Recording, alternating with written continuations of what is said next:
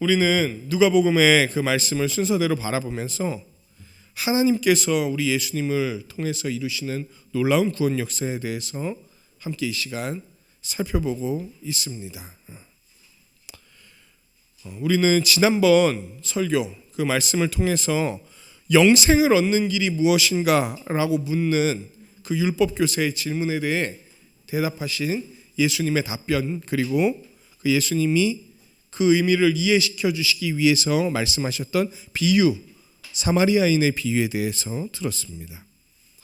예수님은 영생을 얻는 길이 무엇입니까? 라고 묻는 율법교사에게 대해서 다시 역으로 질문하세요. 너는 뭐라고 생각하냐? 성경에는, 하나님의 말씀에는 뭐라고 적혀 있더냐? 율법교사가 정확하게 대답합니다. 하나님을 사랑하고 이웃을 사랑하는 것입니다. 그러니까 예수님이 뭐라고 말씀하십니까? 맞다. 그대로 행하라. 그러니까 율법교사가 거기서 이제 행하러 가면 되는 거예요. 그런데 역으로 다시 질문합니다. 왜 그랬죠? 자기가 높임을 받으려고 질문하는 거예요. 그럼 이웃이 누구입니까? 그럴 때 자기가 생각했던 어떤 이웃의 범주를 예수님이 얘기하시면 그때 그 대답을 가로채면서 옳습니다, 주님. 제가 그렇게 하고 있습니다. 이 얘기를 하고 싶었던 거예요. 그런데 그런 율법교사의 질문에 대해 예수님은 뭐라고 이야기하셨습니까? 한 사마리아인의 비유로 대답을 해주시는 거예요. 예수님은 누가 이웃이냐 보다도 너는 사랑하느냐에 대해서 말씀하고 계시는 거예요. 너가 그 이웃을 섬기는 일을 왜 하고 있냐? 무엇 때문에 하고 있냐? 그리고 그 범위를 정하는 것이 누구까지 딱 해서 그 범위를 넘어가는 사람은 하지 않는다라고 얘기하는 것이 하나님의 뜻에 합하는 방식과 그 하나님의 법을 해석하는 길이 아니라고 얘기를 해주시는 거예요. 누가 이웃입니까? 누가 우리의 이웃입니까? 누가 우리가 돕고 섬겨야 될 이웃입니까? 하나님이 우리 눈에 보여주시는 사람인 거예요. 그 길을 갈 때에 하나님이 우리 눈에 보여주시는 그가 우리가 돕고 섬겨야 될 이웃이라는 거예요. 우리가 헌신해야 될 사람들이라는 거예요. 누가 이웃이냐 보다 우리는 사랑하고 있는가? 우리 눈에 보여주시는 이들을 사랑하고 있는가? 그들을 위해 내 인생을 내어주고 있는가? 이것에 대해 우리가 깊이 생각해야 될 것들을 이제 지난주 말씀을 통해 들었죠. 그리고 이어서 이제 오늘의 말씀이 선포됩니다. 예수님과 제자들이 어떤 마을에 이제 들어가는 거예요. 여기서는 그 마을의 이름이 나오진 않습니다. 여러분 요한복음에 보시면 이 마을의 이름이 나옵니다. 이 마을의 이름은 베다니라고 하는 마을이에요. 이 베다니에 한 여인이 있었죠. 네. 그 여인의 이름은 마르다였어요. 마르다, 목마르다 뭐 이런 게 아니고 마르다라는 이름인 거예요. 그 마르다라는 여인의 이 집으로 이제 들어가는 것으로 오늘의 말씀이 펼쳐집니다. 여러분 오늘의 말씀을 들을 때 이 생각을 잘 해보셨으면 좋겠어요. 지난주 앞서 우리에게 들려진 말씀 혹은 그 전에 선포됐던 말씀이 오늘의 말씀과 어떻게 균형을 이루는가? 하나님이 알려주신 귀한 삶, 하나님을 사랑하고 이웃을 사랑하는 그 삶이 우리에게 펼쳐지기 위해서 중요한 게 무엇인가? 예루살렘으로 가는 이 길, 십자가로 가는 이 길을 우리가 어떻게 나아갈 수 있는가? 이 지점에 대해서 함께 살피면서 다시 한번 주님 앞에 나아가는 귀한 시간이 되기를, 주님께서 그 말씀을 우리에게 낭낭히 그리고 분명하게 들려주시는 그 귀한 시간이 되기를 우리 주님의 이름으로 간절히 축원합니다. 함께 말씀을 좀 보도록 하죠. 38절 말씀입니다. 그들이 길 갈 때 예수께서 한 마을에 들어가심에 마르다라 이름하는 한 여자가 자기 집으로 영접하더라. 예수님과 제자들이 한 마을에 들어섭니다. 그런데 어느 상황 가운데 그 마을에 지금 들어선 건가요? 어떤 때에? 그들이 길 갈 때에라고 이야기하고 있습니다. 이들은 어떤 길을 가고 있었던 겁니까? 어디로 가는 길을 가고 있었던 걸까요? 예수님과 제자들이 가고 있는 그 길의 목적지는 분명했습니다. 어디로 떠나는 길이었습니까? 예루살렘으로 가는 길이었어요. 지금 이 이야기는 예루살렘으로 가는 길, 즉 십자가로 가는 길, 누구를 따라서 가는 길, 예수 그리스도를 따라서 가는 누구의 길, 제자의 길에 대한 이야기와 직결되는 이야기라는 거예요, 오늘의 말씀이. 그리고 이 길을 가는 과정 가운데 들린 동네에서 마르다라고 하는 여자가 자신의 집으로 예수님과 제자들을 이렇게 영접합니다. 그러니까 오늘의 본문은요, 예수님을 따르고 섬기는 것과 관련된 것임을 아주 분명하게 알 수 있다는 거예요. 예수님과 제자들을 이렇게 성심성의껏 영접하는 것, 되게 중요한 일 아니겠습니까? 예수님은 손대접에 대해서 엄청나게 중요하다고 이야기를 많이 하세요.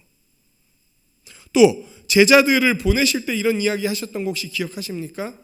너희가 복음을 들고 나아갔을 때 누군가 너희를 맞이하거든 그 집에 함께 잘 머물면서 그 손대접을 잘 받으라, 이제 이런 얘기를 하시는 거예요. 이 두 가지, 손대접을 잘 해야 되는 것과 손대접을 잘 받아야 되는 배경이 오늘 본문 가운데 이렇게 어우러지면서 나타나고 있는 거예요.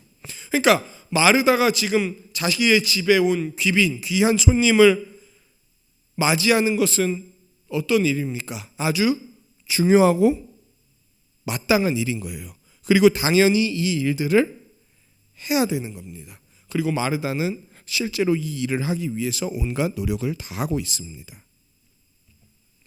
그러니까 지금 마르다가 예수님을 섬기는 일은 아주 중요하고 꼭 해야 되는 일이라는 것을 우리는 알고 있는 거예요. 그리고 마르다는 그 귀한 마음을 갖고 이 일을 지금 시작하고 있는 겁니다. 그런데 39절에 좀 독특한 상황이 펼쳐지는 거예요. 무슨 내용입니까? 그는 마르다죠. 마르다에게 동생이 있습니다.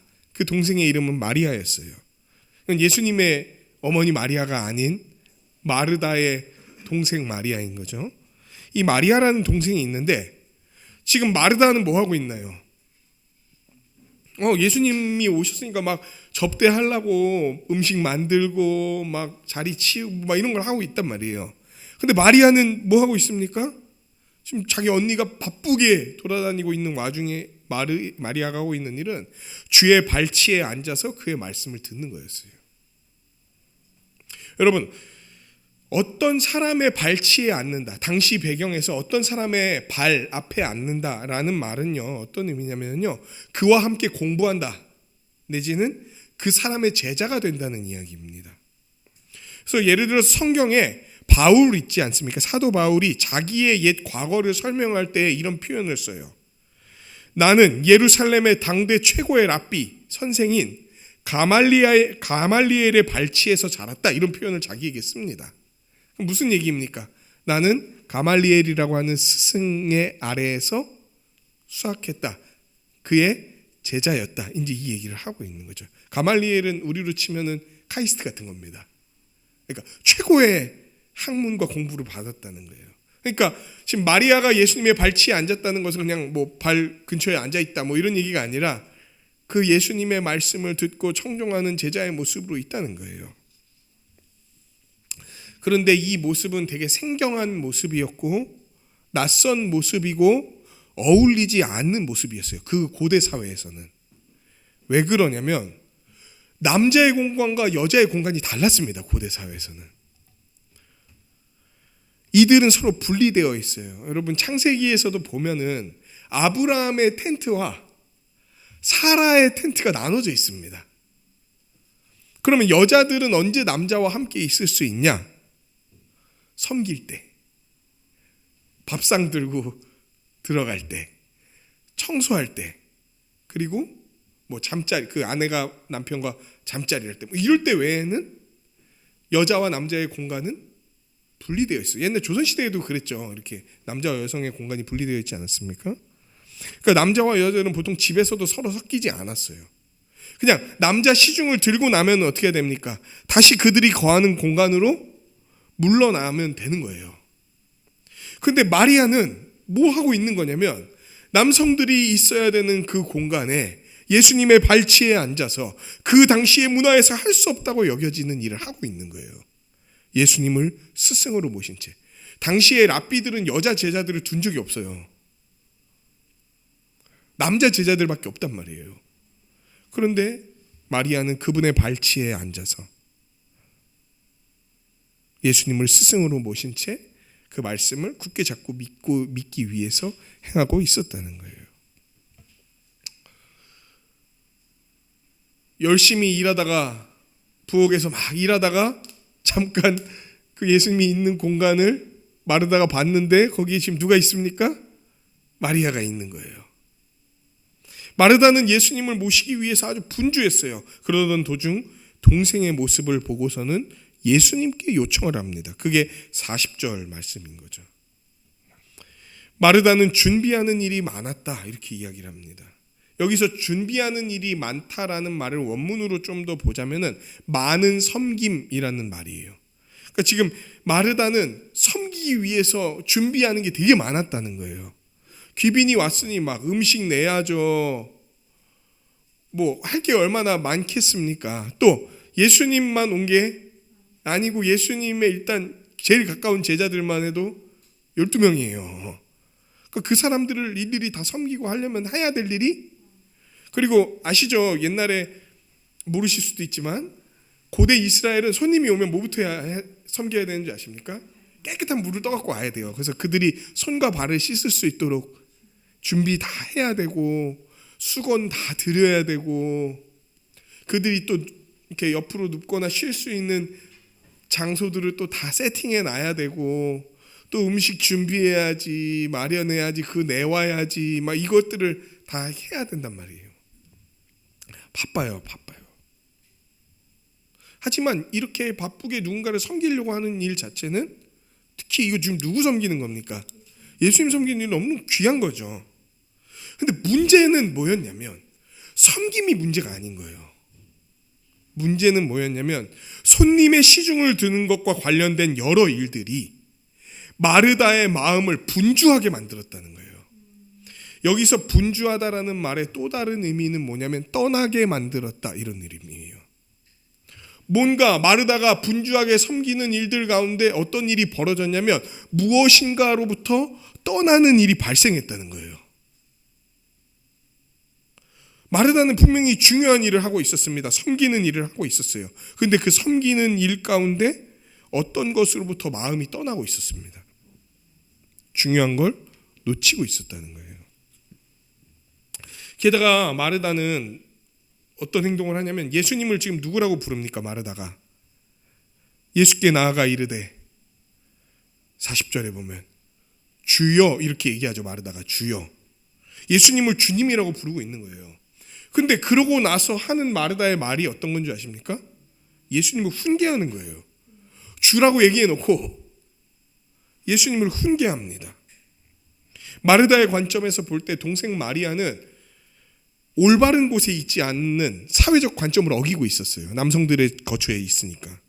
그러니까 언니가 봤을 때 부적절한 장소에서 부적절한 행동을 하면서 자기의 일을 돕지도 않고 있는 거예요. 그러니까 마르다가 뭐라고 생각한 겁니까? 마리아한테 아마 하고 싶었던 얘기는 이런 걸 거예요. 왜 너는 네가 지금 속한 곳에서 안 나오고 있냐? 왜 지금 나와 함께 부지런히 움직이지 않고 있냐? 이 얘기를 하고 싶었을 거예요. 그런데 마르다는 그런 마리아에게 찾아가서 개인적으로 말하거나 눈짓하거나 이러기보다는 어떻게 합니까? 아무것도 하지 않는 자기 동생에 대해서 누구에게 불평하냐면 예수님께 불평을 하고 있어요. 마리아한테 얘기하는 것도 아니에요. 왜 예수님 죄를 그냥 내버려 두십니까? 이거 묻고 있는 거예요. 마르다는 예수님을 주님이라고 부르지만 정작 예수님의 발치에 앉아서 그 예수님의 말씀을 듣고, 사실 이 남성들의 공간에서 듣는다는 건 상황과 환경을 뛰어넘은 채 예수님 말씀 듣는 게 난 제일 좋고 중요합니다라고 여기고 있는 마리아, 자기에게 말씀하시는 분이 어떤 분이신가를 바르게 인식하고 따르고자 하는 그 마리아에 대해서 불평하고 있는 겁니다. 마르다의 불평을 들으신 예수님께서는 이제 41절 42절의 말씀을 하시는 거예요. 주께서 대답하여 이르시되 마르다야 마르다야, 내가 많은 일로 염려하고 근심하나 몇 가지만 하든지 혹은 한 가지만이라도 족하니라. 마리아는 이 좋은 편을 택하였으니 빼앗기지 아니하리라 하시니라. 아멘. 예수님은 마르다의 요청을 듣고 나서 마리아를 훈계하시는 게 아니라 마르다를 훈계하십니다. 마르다가 기대했던 건 뭡니까? 예수님이 마리아를 꾸짖어 갖고, 야, 너 지금 네가 여기 있을 때가 아니야. 너 빨리 뒤로 물러가거라. 거기다 지금 네 언니가 바쁘게 움직이는 거 안 보이냐? 빨리 가서 섬겨라. 이 얘기를 원했던 거예요. 빨리 부엌으로 가라고 하기를 원했던 거예요, 마르다는. 그런데 예수님은 오히려 마르다를 책망하시는 거예요. 마르다는 예수님을 섬기는 것을 통해 예수님에 대한 사랑을 보여드리려고 했어요. 그러니까 귀한 거였죠. 그런데 섬김 속에서, 바쁜 섬김 속에서 자신의 노력이 마음을 분주하게 하자 정작 예수님이 누구이신지에 대한 마음으로부터 떠나기 시작했다는 거예요. 또한 마르다는 자기의 동생의 행동을 비판할 때 큰 실수를 하죠. 사실 자기가 지금 어떤 면에서 오판하고 있는 건데 그런 자기의 모습을 돌아보지 않고 오히려 자기와 같지 않은 모습을 비판하면서 마리아를 함부로 판단했다는 거예요. 마르다에게 예수님은 말씀하시는 거예요. 마르다야, 마르다야. 이 두 번이나 부르셨다는 건 어떤 얘기입니까? 마르다야, 내 얘기를 잘 듣거라. 나는 너의 동생이 너를 혼자 놔둔 거에는 사실은 관심이 없다. 너에게 돌아가서 도우라고 너의 동생인 마리아에게 얘기하지도 않을 거다. 왜냐하면 너의 동생 마리아는 더 좋은, 가장 좋은 편을 택하였기 때문이고 그녀는 이것을 빼앗기지 않을 것이기 때문이다. 그리고 사실 생략되어 있는 이야기가 있습니다. 뭐냐면요, 그리고 너도 이것을 붙잡아야 한다는 거예요. 네가 놓쳐버린 이것을 붙잡아야 된다는 거예요. 마르다는 주인이 손님을 대접할 때 저지르는 흔한 실수 중에 하나를 지금 하고 있는 거죠. 뭡니까? 막 대접하는 일들에 발목 잡혀갖고 정작 이 일 전체에 요점을 잇는 거. 왜 예수님을 섬기는 겁니까? 왜 예수님께 먹을 걸 내오고 쉴 곳을 제공하는 겁니까? 그분과 함께 있으면서 뭐 하려고? 교제하려고. 그게 제일 중요한 거 아니었습니까? 예수님을 그 집에 맞아들인다는 건 뭡니까? 그분과 함께 복된 관계로 가족으로서 식사하고 교제하고 사랑을 나누고 그분의 말씀을 듣고, 이게 목적이잖아요. 그런데 그 목적을 위한 다른 섬김들을 하다가 뭐가 전도된 거, 바뀐 겁니까? 주와 객이, 중요한 것과 덜 중요한 게 바뀌어버리게 된 거예요. 사실 이런 실수는요, 여러분, 어떤 손님이 오든지 혹은 어떤 주인든지 흔히 할 수 있는 실수들이죠. 그런 경우들이 종종 있었습니다. 누구 초대했는데, 초대한 사람 사실 이 사람하고 제대로 뭐 얘기도 나누고 교제하려고 초대했는데 정작 내가 뭘 섬기다가 제대로 말도 못하고 먹고만 가고 막 이런 경우들이 이제 있었단 말이에요. 그런데 그러니까 이런 면에서 이 이야기는 아주 뭐라 그럴까요? 흔한 에피소드 같은 게 될 수도 있어요. 그냥 주인이 손님 손대접을 좀 하느라고 정작 중요한 걸 좀 놓쳤다. 그런데 이 이야기는 그냥 넘어갈 수 있는 이야기는 아닙니다. 왜 그러냐면 손님이 그냥 손님이 아니었기 때문에 그래요. 이 손님은 바로 예수님이셨어요.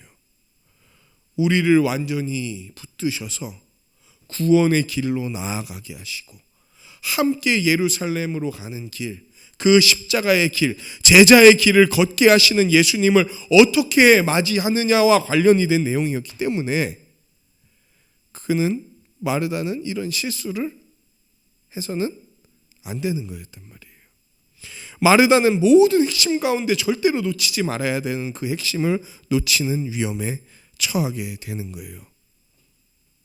마리아가 그랬던 것처럼 마르다도 예수님을 붙들어야 했어요. 그분의 발치에 나와야 됐던 거예요. 묵상과 적용. 오늘은 본문이 아주 짧습니다. 그래서 본문 내용을 금방 얘기했죠.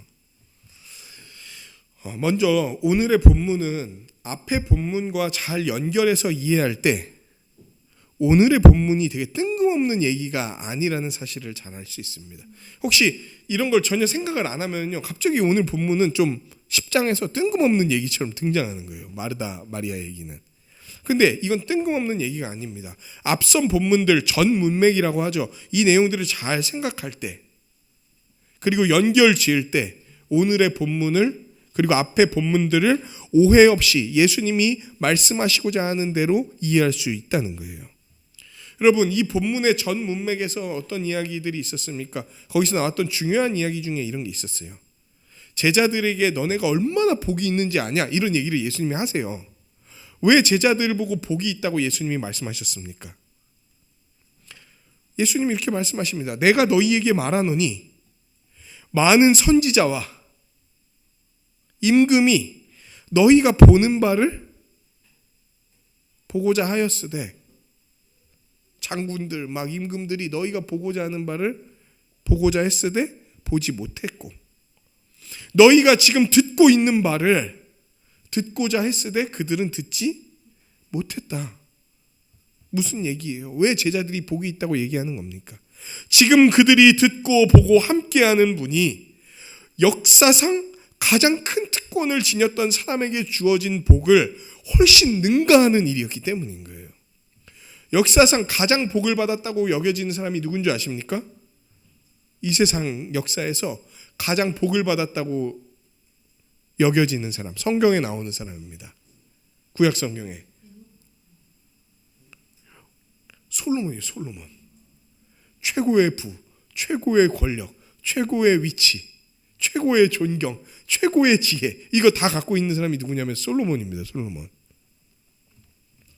그런데 예수님은 얘기하는 거예요. 너희는 솔로몬이 가진 그 모든 것과 비교할 수 없는 복을 지닌 자가 바로 너희야. 왜? 너희가 지금 나와 함께 있기 때문이다. 그러니까 지금 여러분, 마리아가 예수님 앞에 나와서 그분의 발치에서 그분의 가르침을 받고 있다는 거 있잖아요. 이거는 그녀가 엄청난 기회를 잡고 있다는 걸 얘기하는 거예요. 역사상 최고의 순간, 최고의 기회가 자기 눈앞에 왔는데 그걸 안 잡는 게 이상한 거 아닙니까? 그리고 마리아가 지금 그 행동을 하고 있다는 건 예수님이 바로 역사의 최고의 순간이요, 최고의 기회요, 그분이 최고의 구원이라는 것을 믿고 인정하는 거예요. 다른 걸 다 제쳐주고 그 모든 고대의 상황들, 남자와 여자는 섞일 수 없다, 이런 거 다 무시하고 그분의 발치 앞에 나아가서 그의 말씀을 듣는다는 건 그분이 그러신 분이 맞습니다. 나는 내 인생 전체를 바꿔서도 이 순간을 누려야 됩니다. 받아야 됩니다. 다른 어떤 것과도 바꿀 수 없습니다. 이거 고백해야 되는 거거든요. 마리아는 그 인정하고 있는 거예요, 지금.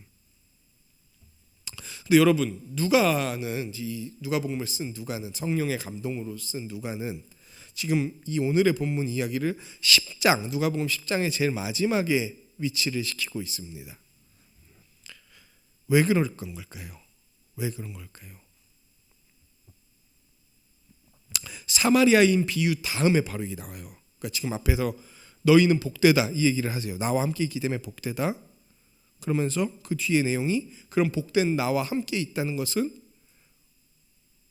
곧 나의 뜻을 따라 사랑을 행하는 것이다 라는 사마리아인의 비유를 보여주신단 말이에요. 그 뒤에 오늘의 본문이 등장합니다. 이렇게 이야기를 배치시켜 놓은 데에는 분명한 의유가 있습니다. 그거는 사마리아인의 비유에 대해서 오해 없이 더 잘 이해할 수 있도록 하는 측면이 있는 거예요. 사마리아인의 행동은요, 이웃에게 사랑을 행하는 그 하나님의 뜻을 온전히 드러내는 선한 행동이라고 할 수 있습니다. 누가는 이런 사마리아인의 비유 다음에 오늘의 말씀을 위치함으로써 사마리아인과 같이 도덕적이고 선한 행동의 그 결정의 바른 동기가 뭐냐? 우리가 왜 선한 행동을 할 수 있는가? 선한 행동을 하게 하는 동력이 무엇인가? 선한 행동이 무엇인가를 알게 해주는 게 뭐냐, 이거를 알려주려고 그러는 거예요. 여러분, 모세가 하나님께 받아서 이스라엘에게 알려준 하나님의 계명을 뭐라고 이야기합니까? 율법이라고 하죠. 그러니까 모든 하나님의 백성은요, 다 이 하나님의 법인 율법에 반드시 순종해야 돼요. 그런데 이 율법을 온전히 순종하기 위해서는 어떤 과정이 필요한 줄 아십니까? 그 율법을 바르게 해석해서 우리에게 바르게 적용하는 일이 필요합니다. 그걸 보여준 에피소드가 율법 교사와 예수님의 대화 같은 거예요. 율법 교사는 그 율법의 표면적인 내용을 알았어요. 율법에 있어서 가장 중요한 게 뭔지 아냐? 예수님 물어보니까 율법 교사가 대답했단 말이에요. 하나님을 사랑하고 이웃을 사랑하는 겁니다. 내 말이 옳다 얘기하세요. 그런데 율법 교사는 하나님을 사랑하고 이웃을 사랑하는 것을 자기에게 적용할 때에, 사람들에게 적용시킬 때에 잘못된 해석과 적용을 하고 있었다는 거예요. 이웃의 범주를 아주 축소시키면서 이 정도면 하나님이 생각하시고 기뻐하시는 일들을 내가 하고 있는 거겠지.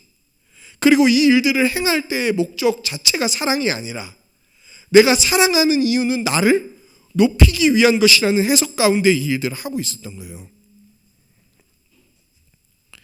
율법을 알면서도, 내용을 알면서도 온전히 해석하지 못하니까 헛된 생각, 부족한 행함, 오히려 악한 동기를 갖고 이걸 하는 거예요. 그런데 여러분, 이 계명을 예수님이 어떻게 해석하십니까? 바르게 해석해 주시는 거예요. 너의 이웃은 하나님이 보여주시는 그가 이웃이다. 고통받고 있는 그가 너의 이웃이다. 예수님은 하나님의 법을, 하나님의 말씀을 바르게 해석하시고요, 그 해석대로 살아가게 하시는 거예요. 우리가 선한 사마리아인 같이 나아가려면 그 선한 행동의 기원, 그리고 그 선한 행동의 방향이 무엇이며 그 선한 행동의 내용이 무엇인지를 알려주는 예수 그리스도의 가르침으로부터 시작해야 되는 거예요. 예수님을 통한 바른 해석이 아니면은 우리는 온전한 길로 그 선한 삶으로 나아갈 수가 없는 거예요. 그 선한 삶 가운데 누리는 하나님 나라의 복과 안식을 충만히 누릴 수가 없게 되는 거예요. 오히려 표면적인 얘기들 갖고 자기를 막 높이는 데 쓰거나 악한 동기와 마음을 채우려고 하는 일들이 막 벌어진단 말이에요.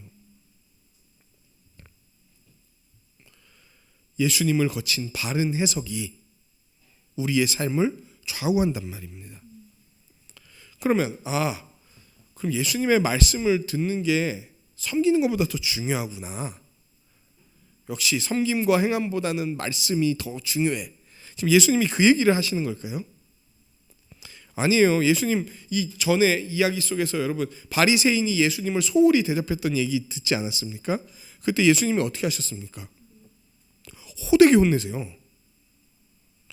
나를, 구원자인 나를, 그리고 내 백성들을 제대로 대접하지 않는 것에 대해서 예수님은 아주 호되게 혼내신단 말이에요.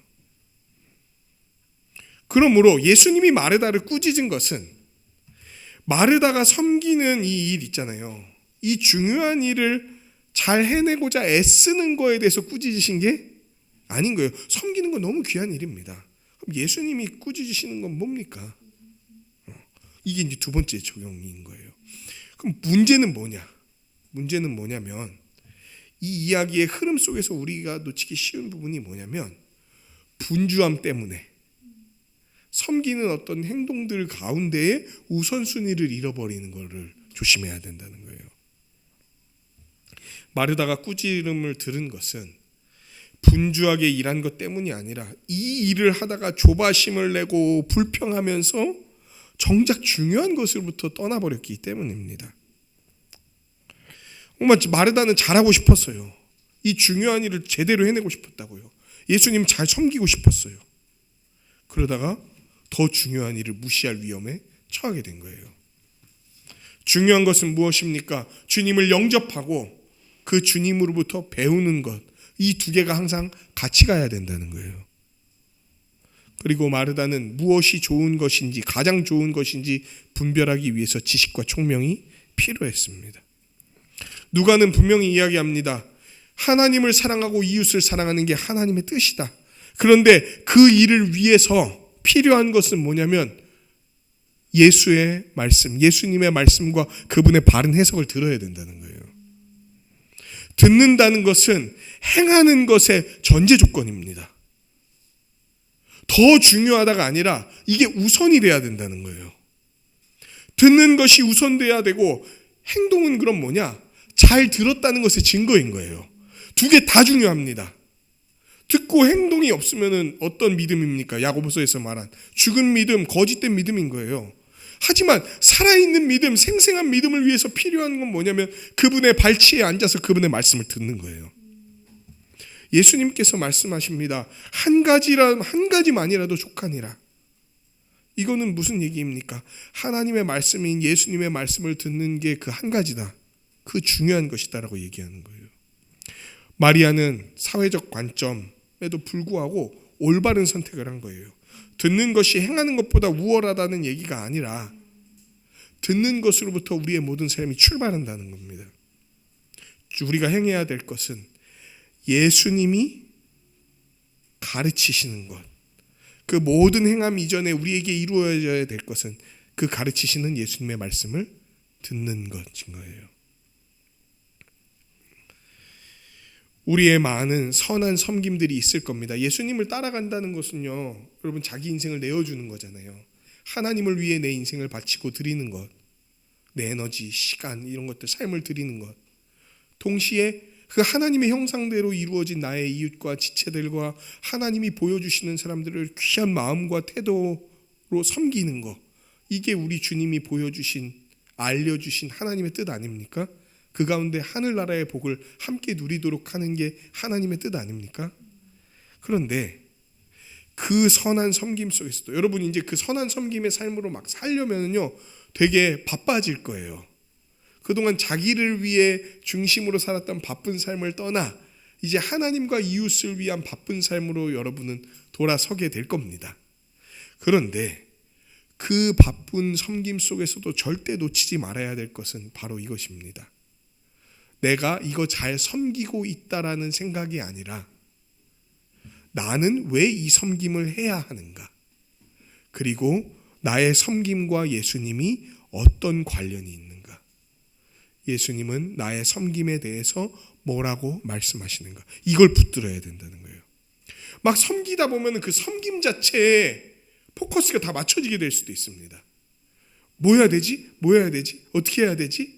이거 잘 해야 될 텐데, 좋은 효과가 나타나야 될 텐데, 이거 해서 이 사람이 좋아야 될 텐데, 또 이 모든 것 가운데 내가 좋은 평판을 좀 들었으면 좋겠는데, 인정 좀 받았으면 좋겠는데, 막 이런 생각들이 들 수 있어요. 바쁘게 섬기다 보면. 그리고 섬김 자체가 목적이 되다 보면 그런 여러 가지 분주한 것들로부터 마음이 떠나는 일이 발생할 수도 있게 된다는 거예요. 여러분, 예수님을 위해 섬기기 시작했다가 관점이 섬김 자체로 넘어가게 될 때 일어나는 많은 일들이 있습니다. 막 감사하기 위해 시작했던 일인데 이걸 놓쳐버리게 되면 불평이 일어나기 시작합니다. 원망이 일어나기 시작합니다. 나와 같은 수준으로 하지 않는 사람들에 대한 이제 어떤 뭐라 그럴까요? 불평. 혹은 나보다 더 뛰어드는 사람들에 대한 시기와 질투. 혹은 나랑 어떤 태포가 안 맞아 뭔가. 그것 때문에 일어나는 분열과 떠남 막 이런 것들로 나타날 수 있다는 거예요. 뭘 놓쳤을 때. 내가 왜 이거 섬겨야 되는지. 이게 예수님과 어떤 관련이 있는지. 그리고 예수님은 여기에 대해 뭐라고 말씀하시는지. 이걸 놓치게 되면요, 우리는 그 귀한 섬김을 통해 맺혀지는 선한 열매가 아니라 눈물 같은 걸 맺을 수 있게 된단 말이에요. 그렇기 때문에 우리가 가장 우선해야 될 것은 바로 예수 그리스도의 말씀을 통해 나타나는 하나님의 뜻을 듣고 또 듣는 일인 거예요. 듣고 배우는 것이 우리 모든 것의 시작이 되어야 됩니다. 우리는 이 일을 위해서 다른 것들을 섬기고 또 다른 모든 섬김은 듣고 배우는 것들이 배경이 되어야 되는 거예요. 아마 마리아가 있는 자리에 마르다도 그냥 함께 와서 듣고 있어갖고 그러면 어떻게 될까요? 마리아도 안 섬겨. 마르다도 안 섬겨. 그냥 그 자리에 예수님 발치에 앉아서 듣고 있어. 그러면 어떤 일이 되게 지연될까요? 섬김과 손대접이 지연이 되겠죠. 그러면 그때 예수님이 이렇게 마르다 툭툭 치면서 니들 지금 뭐하냐? 그래서 눈치 없게 지금 앉아있을 때냐 니들이? 뭐 이러시겠냐는 거예요. 오히려 예수님은 자기를 만난 그걸, 자기의 말씀을 듣는 걸 너무나 자기 인생의 최대의 기회라고 생각하면서 듣는 그들을 흐뭇한 눈과 사랑의 손길로 지켜보시지 않겠냐는 거예요. 좀 늦는다고 마르다 마리아를 원망하지 않으셨을 거예요. 적당한 때에 예수님이 야 이제 배고프다 이러면 이제 가서 섬기면 되는 거예요. 오히려 중요한 게 너희가 뭔지를 아는구나 라고 칭찬하셨을지도 몰라요. 제자들은 막 눈치 줬을 수도 있어요. 막 배고픈데 지금 뭐하냐 막 이런 걸 눈치 줬어요. 왜? 그때 제자들 눈치 없었잖아요. 근데 예수님은 아셨을 거라고요. 야 너희가 진짜 나와 내 말을 귀하게 여기고 그것을 따라 내 길로 따라오려고 하는구나. 선한 사마리아인으로 나아가려고 하는구나. 교회에서 여러 가지 일들과 섬김으로 바쁠 때 또는 교회 공적 섬김이 아니더라도 사적 섬김들을 여러분 많이 하고 계세요. 근데 그런 섬김과 나눔 속에서 야 이거 주님의 뜻이니까 내가 섬겨야지 생각하면서 들어갔는데 정작 섬기는 과정 가운데 시간과 막 에너지를 쏟는 때에 혹시 놓치는 게 있지는 않습니까? 야 내가 이 일을 하고 있으니까 잘하고 있다, 마땅한 일을 한다 라고 생각하기보다는 야 이게 진짜 주님이 원하시는 일일까? 그러니까 주어가 내가 아니고 늘 누가 돼야 되냐면 주님이 돼야 되는 거예요. 야 내가 지금 이 일을 잘 섬기고 있다, 내가 한번 열심히 해봐야지가 아니라 주님이 이 일을 기뻐하시지, 주님이 이 일을 원하시니 주님이 이 일을 통해 저 사람에게 어떻게 역사하실까, 어떻게 나타내실까. 좀 나하고 템포가 잘 안 맞아. 어떤 일들을 교회에서 섬기거나 함께 뭔가를 할 때 그때에도 왜 나랑 달라? 왜 똑같이 못 따라와? 왜 저렇게 안 해? 가 아니라 저 사람도 나와 같은 마음과 같은 방향으로 가고 있구나. 주님을 귀하게 여기는 마음으로. 그러니까 좀 모자라거나 부족해도 같이 품고 격려하고 함께 갈 수 있는 거예요. 왜? 예수님을 타랑해서 나아가는 길들이니까. 그리고 그렇게 그들을 이해하고 품고 함께 손잡고 걸어가기 위해서 필요한 건 뭐냐면 계속해서 주의 발치 앞에 나아가 그분의 말씀을 듣는 거예요. 여러분 지금 이 이야기의 배경은 예수님이 어디로 가고 있을 때였습니까? 예루살렘으로 가는 길 가운데였어요. 근데 그때 항상 앞서가시는 분은 예수님이세요. 그러니까 뭐 제자들이 먼저 어떤 마을을 방문할 수 있어요. 근데 그 마을을 방문하시겠다고 먼저 얘기하시는 거는 늘 예수님이세요. 경로를 설정하고 방향으로 나아가는 건 누가 늘 먼저 하시는 거냐면 예수님이 하시는 거예요. 만약에 우리가 먼저 서게 되잖아요. 그러면 우리는 예루살렘이 아니라 막 소돔 이런 데로 가게 될 수도 있는 거예요. 그리고 예수님도 마지막 예루살렘으로 올라가셔야 되는 그때에 겟세마네라는 동산에서 크게 고민하시면서 땀이 피처럼 될 때까지 기도하셨어요. 그래서 예수님도 하나님께 물어보세요. 하나님, 이 잔을, 십자가에 달리는 이 내 잔을 내게서 돌이켜 주실 수 있습니까?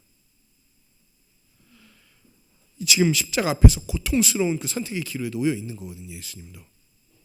근데 예수님은 기도를 통해서 하나님의 음성을 듣고 그 뜻을 이해하시면서 받아들이시는 거예요. 자기가 먼저 어떤 결정을 내리기 전에 그분의 말씀을, 하나님의 말씀을 존중하고 들으시는 거예요. 그리고 하나님의 뜻이 자기보다 먼저 앞서가시도록 하면서 그 길을 따라 예수님도 예루살렘으로 나아가시는 거예요. 그리고 그와 같이 우리도 해야 되는 거예요. 예수님이 먼저 가시게 하는 거예요. 하나님의 뜻을 따라 먼저 나아가셨던 예수님이 먼저 가시게 하고, 예수님이 앞서가실 때 우리는 앞서가시며 말씀하시는 예수님의 모든 이야기에 귀를 기울이면서 그분의 발치에 앉는 것으로부터 예루살렘으로 가는 길을 시작하는 거예요. 여러분, 손으로 하는 일은 귀로 하는 일을 대체할 수 없습니다. 왜냐하면 귀로 듣는 하나님의 말씀이 마음과 손을 이끌기 때문입니다. 손과 발로 주를 섬기는 거 있잖아요. 우리 로마서 12장의 말씀에 의하면 우리 몸을 하나님이 기뻐하시는 거룩한 산 제사로 드리기를 원하십니까? 그러면 먼저 그분의 발치에 앉아서 그분 말씀에 귀를 기울여야 되는 거예요. 하나님과 예수님과 올바른 관계를 맺는 것, 그게 우리를 일어서서 나아가게 하는 거예요. 마지막 적용. 그러므로 여러분, 하나님께서 교회를 통해서 우리에게 말씀하시는 그 모든 시간과 자리를 소중하게 여기시면서 그 시간을 기대하고 소망하십시오. 밟지 않는 게 중요하다면서요. 그러면 예수님이 우리를 나오게 하셔서 그분의 발치에 앉게 하시는 시간을 우리는 중요하게 여겨야 되지 않겠습니까? 특별히 주일 예배와 설교는 너무 중요합니다. 말씀의 중요한 원리, 하나님이 교회에게 하시는 그 말씀의 원리가 집약되고 적용돼서 우리 마음 가운데 선포되는 시간이 바로 예배와 그 예배 가운데 선포되는 설교이기 때문이에요. 선포되는 말씀 있잖아요. 이거 막 붙들고 늘어지기 위해서 그냥 애써야 됩니다. 기회가 되는 한, 시간이 되는 한 듣고 또 듣는 것이 중요합니다. 이거는 설교는 마치 사골과 같습니다. 우리면 우릴수록 어떻게 되는 거? 진한 국물이 나오는 거. 이전에 들었던 것보다 더 많은 게 들리실 거예요. 두 번째, 세 번째 들을 때. 들리는 모든 말씀을 붙드는 게 하나님 나라에서 살아가는 그 첫 번째 발걸음이고, 우리의 인생을 선한 방향으로 나아가게 하는 그 배를 탈 때 방향을 조정하는 키 아시죠? 키고, 우리가 이 땅에서부터 영원에 이르기까지 하나님이 주시는 모든 복을 우리가 다 같이 함께 누리게 하는 통로이기 때문에 이 말씀 듣는 시간을 정말 귀하게 여기시면서 꼭 붙드십시오. 예배에 나오고 설교 듣는 이 시간을 정말 마음 깊이 소망하면서 이 시간을 위해 기도하시고, 또 선포하는 저를 위해서 기도해 주셔서 이 말씀 잘 준비할 수 있게 하여 주시고, 그래서 하나님의 말씀이 어떤 왜곡됨이나 변개함 없이 그 예수님께서 말씀하신 참된 이해와 적용을 따라서 선포될 수 있도록 그것을 위해 기도해 주십시오. 그래야 여러분과 제가 다 사는 거예요. 두 번째로, 말씀을 잘 듣고 풍성히 이해하기 위해서는 교회가 행하는 뭐에 잘 참여해야 될까요? 이 설교를 막 풍성히 이해하고 잘 듣기 위해서 양육에 잘 참여해야 되는 거예요. 우리 교회는 어떤 시간을 통해 양육합니까? 주일 오후 성경 공부, 또 금요 성경 강좌, 이 두 개가 있습니다. 크게는 이 모든 것은 이게 공적인 양육 시간이에요. 사실 사적 양육도 있습니다. 공적 양육 시간이 이 두 개인 거예요.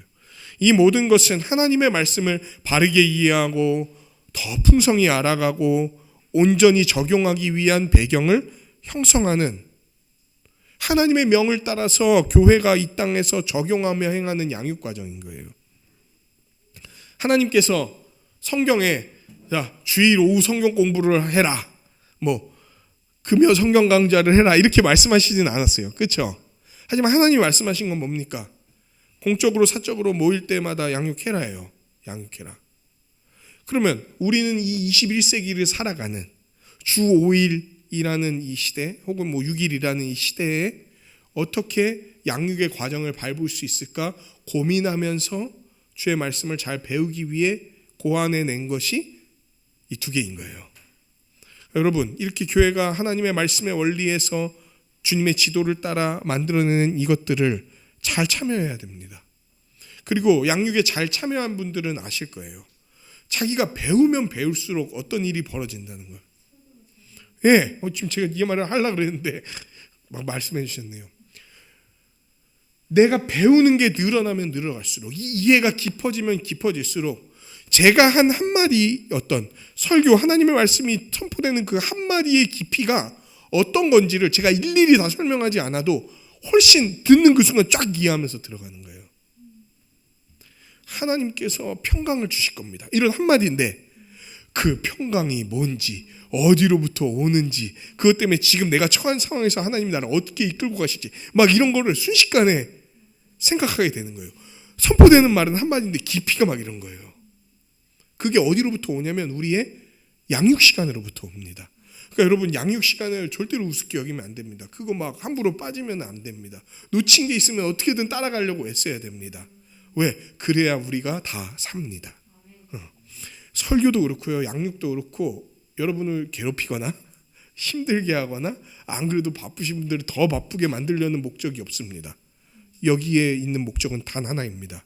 우리를 살아가게 하는 것, 우리를 이 땅 가운데서 힘있게 살아가게 하며 주의 복을 누리게 만드는 것, 이게 목적인 거예요.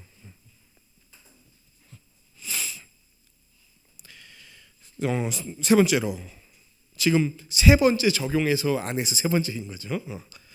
듣고 배운 말씀을 아는 것에 그치면서 그냥 흘려 지나가지 마십시오. 들은 말씀을 반드시 적용하면서 나아가야 됩니다. 근데 여러분, 적용에는 우선순위가 있습니다. 적용의 최우선이 뭔지 아십니까? 적용의 최우선. 맞아요. 구체적인 것도 맞아요. 근데 먼저 자기에게 적용하는 겁니다. 말씀을 듣고 막 이거 우리 김 집사가 들어야 되는데, 아니면 뭐 박 목사가 들어야 되는데, 이렇게 생각하는 순간 이거는 지금 뭔가 잘못되고 있는 거예요. 적용의 최우선순위는 누구? 자기인 거예요. 자기. 다른 사람에게 적용하고 싶은 생각이 딱 들 때 멈추십시오. 그리고 방향을 자기에게로 돌리십시오. 나에게 적용하지 않는다면 다른 사람에게도 절대 적용하지 않겠다는 대원칙을 세우십시오. 남에게 잣대를 들이대고 성급히 판단하며 나아갔던 마르다를 우리 주님은 꾸짖으셨어요. 자기에게 말씀을 적용하는 게 우리에게 있어서 말씀을 받는 가장 겸손한 태도가 되는 거예요. 왜? 예수님이 지금 나한테 얘기하고 계시는데, 예수님 됐고요, 이거 저 사람이 들어야 되지 않겠습니까? 이런 거 같은 거예요. 근데 나에게 먼저 적용하려고 그러는 건 무슨 태도인지 아십니까? 네, 예수님, 당신께서 하신 말씀이 옳습니다. 제가 이 말씀을 들어야 될 사람입니다. 이렇게 여기며 나아가는 거거든요. 자기에게 먼저 적용하셨습니까? 잘하셨습니다. 자기가 이 적용의 최우선순위 대상이라고 생각하십니까? 네, 맞습니다. 그리고 그 이후에야 듣고 배운 말씀으로 서로의 삶을 돌보고 살펴야 됩니다. 여러분, 말씀을 갖고 삶의 나눔을 하십시오. 자기 지혜와 능력이 아니라 하나님의 말씀을 기준으로 나누십시오.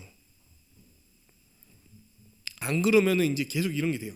교제합시다, 나눕시다 이랬는데 주의 말씀이 기준이 되고 주의 말씀으로 위로하고 세우는 게 없다면 이제 계속 어떤 이야기들이 우리의 교제와 나눔과 이야기 속에 돌게 되냐면 불평이라든지 한탄이라든지 원망이라든지 괴로움이 뭐 이런 걸로 우리의 교제가 가득 차게 될 거예요. 왜? 이 세상을 살아갈 때 그렇게 생각할 만한 일들이 우리 삶 가운데 많이 일어나기 때문이에요.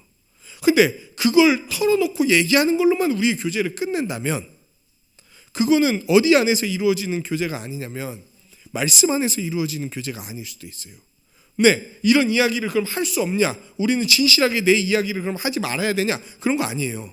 진실하게 내 이야기를 할 수 있어야죠. 나의 어려움을 토로할 수도 있어야죠. 나의 괴로움을 말할 수도 있어야죠. 근데 이야기를 거기에서 끝내지 말자는 거예요. 그렇다면 그 나눔에 대해서 하나님의 말씀을 적용하면서 선한 길로 나아가자고 격려하고 그 어려움을 말씀으로 어떻게 이겨냈는지를 나누고 그 말씀을 듣고 따르겠다고 선포하고 이런 것들로 나아가야 된다는 거예요. 무슨 말입니까? 막 내가 어려움을 얘기했습니다. 그때 누군가 그렇군요. 정말 고통스러우셨겠습니다. 정말 주의 위로가 있기를 원하고 저희가 함께 옆에서 돕겠습니다. 어떻게 돕겠습니다. 막 이런 얘기를 나눈 다음에 그리고 주의 말씀이 이 상황에서도 어떻게 생각하기를 원하시고 나아가기를 원하시니 이렇게 같이 해보면 어떻겠습니까? 그럴 때 근데 나는 어렵겠습니다. 안 되겠습니다. 이렇게 하면은 벌써 그냥 내 마음만 토로하고 끝난 거예요. 그거는. 주님은 거기에서 더 나아가길 원하시는 거예요. 맞다, 내가 너의 그 고통스러운 마음을 헤아리고 이해하기를 원한다. 그러면서 예수님 말씀하시는 건 내가 거기로부터 너를 건져내기를 원한다. 내가 너를 위로하기를 원한다. 내가 너를 채우기를 원한다. 내가 너가 복을 누리기를 원한다. 그러니까 내 말을 좀 따라라. 왜? 내 말을 따를 때 그 복과 위로가 더 온전히 주어지는데 왜 너는 나의 위로를 거절하느냐? 왜 나는 너에게 복을 주려고 하는 길을 가로젓느냐? 우리가 서로 말씀으로 격려하고 돌보아야 된다는 거예요. 그리고 격려하고 말씀으로 격려하고 돌보는 사람들을 향해서 말씀만 갖고 얘기하는 건 너무 답답하고 고리타분하다 이렇게 얘기하지 마십시오. 그럼 우리가 뭐 갖고 살아갑니까?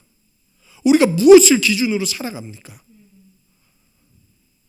하나님의 말씀이 아니면 우리는 뭘 기준으로 무엇을 의지하며 살아갑니까? 그렇게 안 살아가서 여태까지 살아갔던 거잖아요. 그러면 이제는 하나님이 다가오실 때 그 말씀을 귀하게 여기고 받아들이면서 특히 지체들을 통해서 그 말씀으로 다가올 때 그 말씀에 귀를 기울이면서 나가야 되겠죠. 물론 말하는 사람들도 되게 그 사람의 마음을 헤아리면서 그 얘기들을 해야 되겠죠. 우리는 해야 될 얘기를 해야 됩니다. 하지만 그 이전에 있어서 중요한 거는 그들이 어떤 마음을 갖고 있는지, 얼마나 고통스러웠는지 힘들었는지 함께 들어주고 헤아리는 것, 이게 우선되어야 되는 거죠. 그러면서도 거기에만 멈추면서 끝내도록 하지 않아야 되는 거예요. 듣는 사람과 말하는 사람 모두, 나누는 사람 모두가 이 생각들을 하면서 나아가야 되는 거예요. 만약에 맨날 불평하고 원망하고 힘들다고 얘기하는 걸로만 이야기가 반복되고 끝나면 어떻게 되는지 아십니까? 진짜 힘 빠질 거예요. 점점 듣기 어려운 모임이 될 거예요. 하지만 하나님의 말씀이 선포되고 하나님의 말씀으로 격려가 이루어지고 하나님의 말씀으로 격려하면서도 그 하나님의 말씀을 따라 이 사람을 진짜 섬기고 하나님의 말씀으로 권면할 때 그 말씀을 누군가가 듣고 지금 그거에 되게 어려울 것 같지만 내가 한번 해보겠다고 얘기하고 또 그렇게 순종하며 나아갔을 때 승리했던 경험들을 나누고 이럴 때 우리는 살아나는 거예요. 그게 예수님의 발치에 앉아갖고 그분의 말씀을 듣고 이제 선한 사마리아인으로 사는 길인 거거든요. 말씀이 우리를 움직이도록 말씀으로 상호간의 위로와 권면과 세움이 있게 하십시오. 그럴 때 진리 없는 헛된 섬김에서 나오는 마르다의 불평은 사라지게 될 거예요. 말씀을 마치겠습니다. 예수님의 가르침을 듣는 것은 제자도에 있어서 가장 우선적인 일입니다. 어떻게 예루살렘으로 가는지, 이 십자가의 길을 갈 수 있는지, 그리고 하나님 나라를 누리게 하는지, 구체적으로 하나님께 어떻게 예배하고 이웃을 섬기는지를 결정하는 게 예수님의 말씀이거든요. 그러므로 그 말씀이 선포되는 모든 자리에 힘써서 나오십시오. 그 자리를 이탈하지 마십시오. 그 자리를 최우선으로 생각하십시오. 다른 걱정과 고민과 염려가 우리가 말씀으로 나오는 그 자리를 걔네가 마음껏 차지하도록 내버려 두지 마십시오. 오히려 그러면 그럴수록 더 말씀 앞에 나와서 말씀으로 해결받고 말씀으로 위로받고 말씀으로 나아가는 그런 우리가 되기를 간절히 소망합니다. 말씀으로 우리를 가득 채우세요. 주의 말씀이 나를 완전히 사로잡아서 인도하도록 내어드리십시오. 선한 사마리아인의 삶은 마리아처럼 예수님의 발치에 나와서 목소리를 청종하는 것에서부터 시작됩니다. 우리 모든 성도님들 함께 예수님의 발치에 우리 옹기종기 모여서 함께 나와서 들음으로 귀한 제자의 삶, 이미 이 땅 가운데 펼쳐진 하나님 나라의 삶, 그 복과 안식을 누리는 삶, 그리고 함께 십자가를 짊어지고 영광으로 나아가는 그 삶을 살아가기를 우리 주님의 이름으로 간절히 축원합니다.